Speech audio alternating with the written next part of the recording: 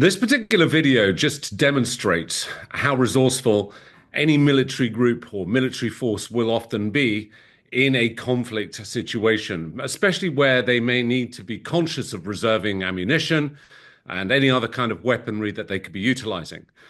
Added to which, if we also consider this was a silent means of attack, so again did not give away their position, was a stealthy approach to flushing out an enemy that might be in a very embedded position. It is a means of obviously drawing an enemy out of what could be a very difficult position.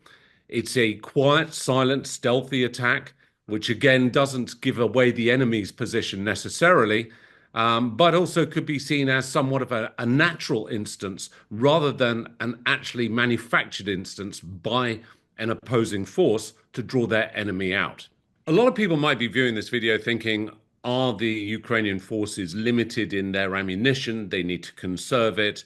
They need to improvise in various different ways. But no, these are tactics that could be utilized by any well-resourced, well-supplied, well-armed military force.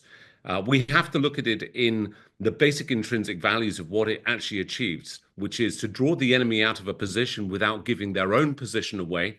It also is a means of pulling an enemy out of what could be a very, very difficult location, like a house, like a bunker, which the enemy would be very difficult to draw out from and could have a very defensible position. But it shows that the Ukrainian forces, in the same way as they've improvised this, we've seen by turning commercial and recreational drones into delivery systems for improvised explosive devices. We've seen this before in Iraq, in Afghanistan, and various different other parts of the world. This is the first time that I've actually seen, or it's been recorded, that something like a beehive has been used as an improvised weapon to draw an enemy out of a position. But I'm sure it's not the first, or it will be the last time that they will utilize this. We do also have to look at things like natural elements. It could be fire, it could be water. Again, things which could be introduced into that environment, which makes it very difficult for the enemy to stay in that hidden location or defensible position, which by any other means could be very, very difficult and very arduous to try and draw them out, or even to those opposing forces, a potentially very, very dangerous situation. But I think we have to bear in mind that the Ukrainian forces, they will have limited capabilities to a certain extent. It may not be the supplies of the weapons or the ammunitions, but it may be getting those armaments to the front line and to those forces that may be in embedded positions.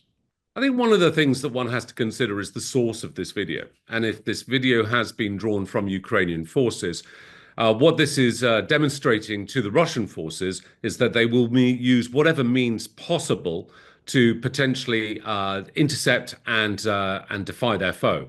So ultimately, using this kind of publicity, yes, it works very well at showing the resourcefulness of the Ukrainian forces, but it also draws a greater heightened level of consciousness by the Russian forces as to the kinds of tactics and techniques that could be deployed against them.